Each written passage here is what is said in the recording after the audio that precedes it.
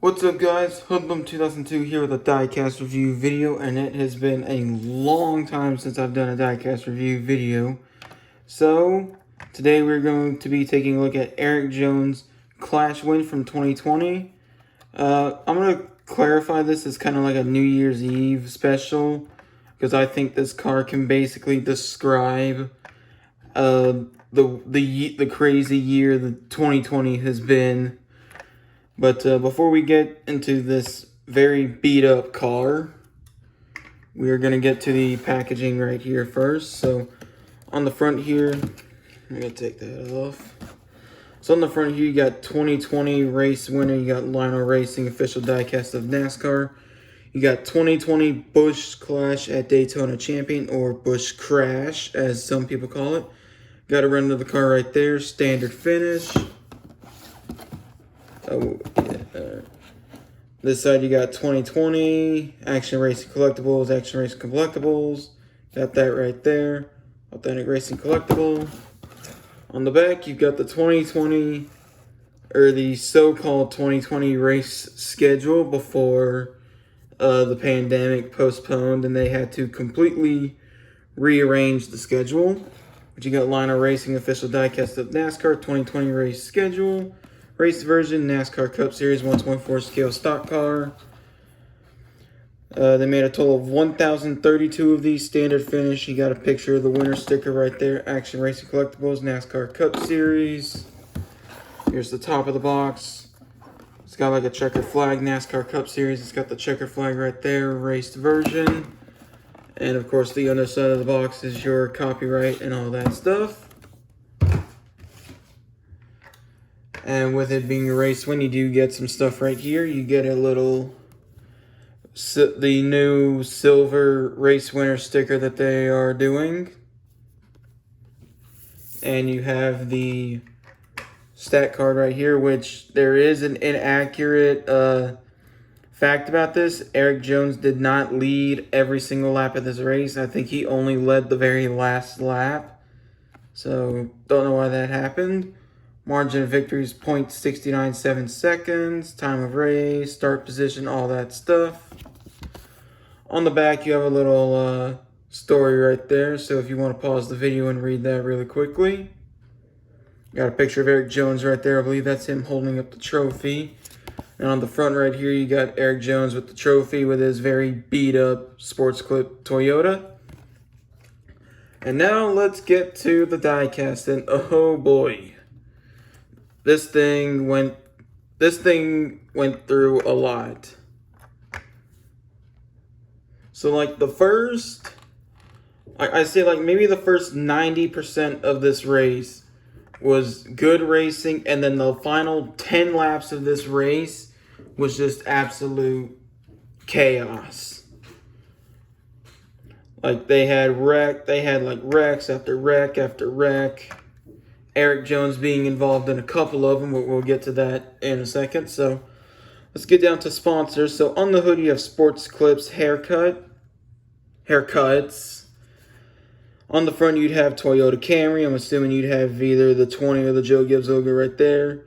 Pretty sure the 20 would be right there. Joe Gibbs Racing logo would be right there. Going down the side you've got three. Oh yeah, see right there. You can barely see some of the Joe Gibbs Racing logo. Going down the side, you got 3M, K&N, Lincoln Welder, Sunoco, you got Goodyear, NASCAR Race Car, NASCAR Cup Series. On the quarter panel right here, you got Sports Clips, Haircuts, Reese's Fine Foods.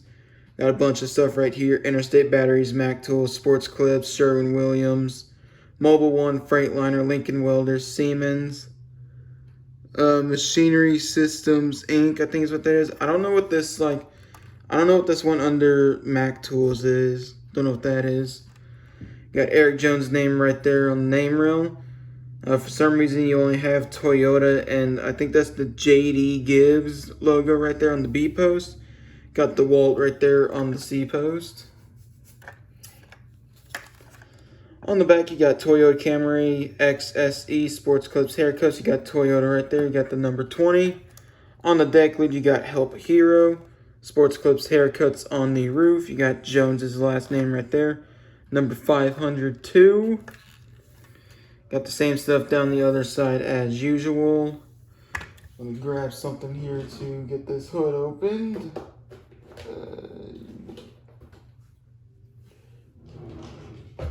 Alright, let's see if this will work. Yep, that worked.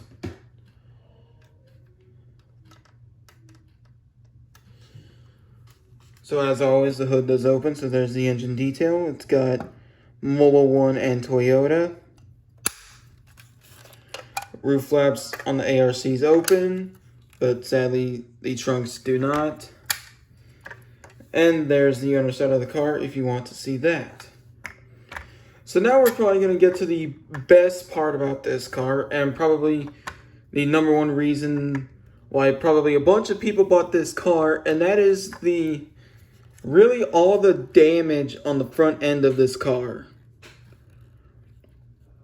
Now this is all decaled. Like Lionel did not make like a special mold for this car, because if you looked at the actual car, the bumper right here where the Toyota logo is, that is all like caved in and the hood is like pushed up. It's like the hood was pushed up and it was maybe covering about maybe 25% of the hood. And Erik Jones was having to stare over that. But yeah, just everything it's just taped down and all a bunch of stuff. You can see the mesh for the grill. You got like maybe a couple pieces of grill tape right there.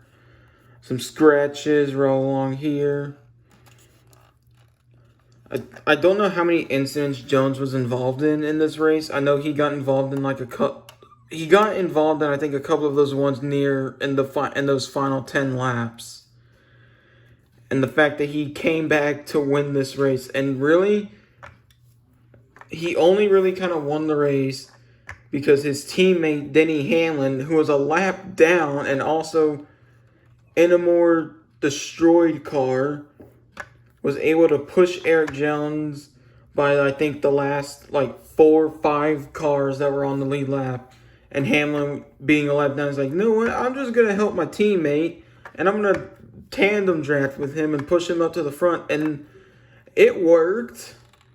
Going down the backstretch, they went high. They passed up Austin Dillon, Ryan Newman. I can't even remember who else was there, but they passed up Austin Dillon and Ryan Newman, and Austin Dillon was the only driver at the end of that race with maybe a clean-looking car. Newman had damage. Jones had damage. Whoever else was still running had damage. And Hamlin just got behind Jones, started pushing him, and just said sayonara. And Jones ended up winning the race. And I don't even think people call it the clash now. Again, it's mostly they just call it the crash.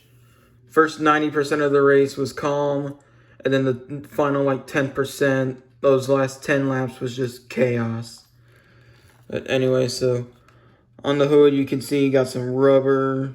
And again, you got all the tape just holding down the hood as best as it can. The whole front of the car is all taped up, dented in, smashed in, stuff like that. You've got some rubber going around here. Another thing is this car is white, so you can see some of the scrapes. So you got some rubber. You got some rubber right going down the side of the car. Kind of got some rubber all over here. They got a shredded tire. I don't know if Jones really shredded the tire. I know he did like a little bit of a burnout. I don't know if he did a full legit burnout, but they gave it a shredded tire, which I'm okay with.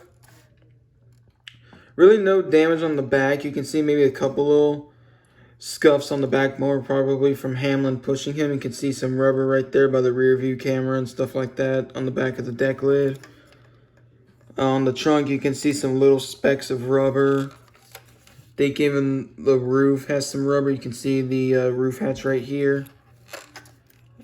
And this side also has got some damage. You can see where he probably got into the wall when he was involved in one of those incidents. You can see you got a little scrape through sport right there.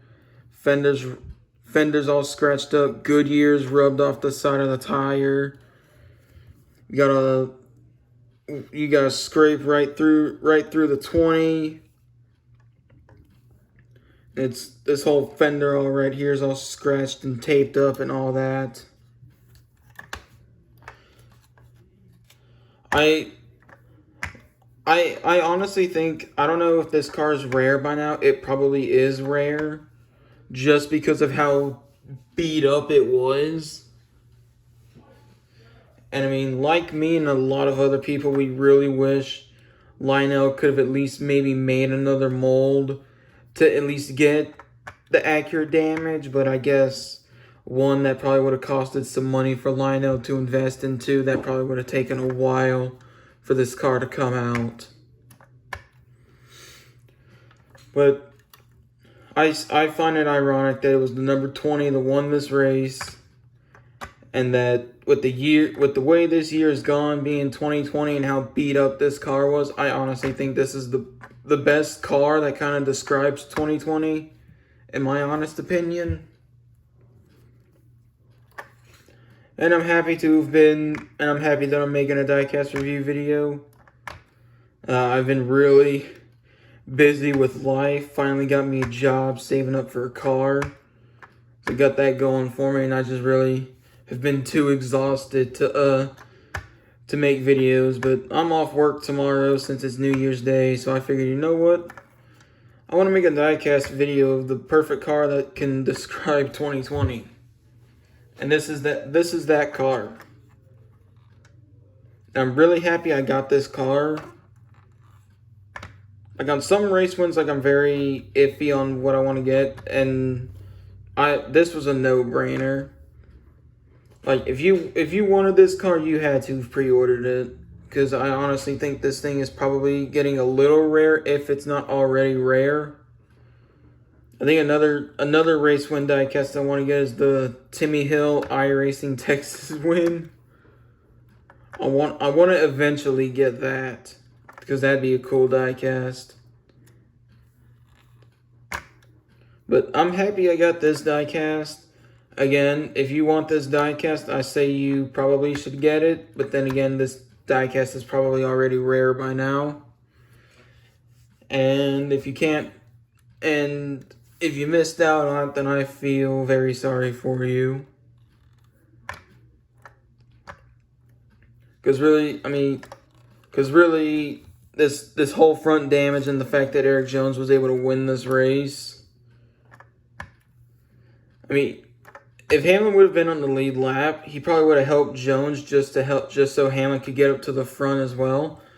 But even with Hamlin's car, I think, was more damaged than Jones's car, and if Hamlin would have been on the lead lap, all Hamlin probably would have had to have done was just push Jones to the lead and then go to the bottom. Because I think coming to the checkered, even though Hamlin was a lap down, he went low on Jones and he was gaining ground on Jones, probably showing Jones that, hey, if I would have been on the lead lap, I would have went lower a whole lot sooner and probably would have won the race. Honestly, I would have loved to have seen Lionel tackle Hamlin's car, which they could have, because Lionel came out with this new diecast line or whatever it's called, like Checkers or Wreckers. They're going through like past cars that have been like damaged and stuff like that. I think they came out with one. It's Chase Elliott's 2017 Martinsville playoff car when Hamlin dumped him or bumped him, whatever you want to. I don't know. When Hamlin spun Elliott at Martinsville in 2017, that car, Lionel's making that. They also sent out, I'm hoping this one gets made, because it's a Dale Jr. diecast, and oh boy. But it's still out for approvals from the last update I saw, and it's for, I don't know what year it was. It was I want to say 2013 or 2014.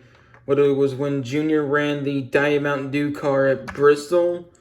And I think Hamlin was wrecking, and he went up and he tore the whole driver's side door off of Junior's car, and they replaced it all with duct tape. He was missing a fender. I think that was out for approval, but there hasn't been an update on that yet. But the Chase Elliott Martinsville car got approved.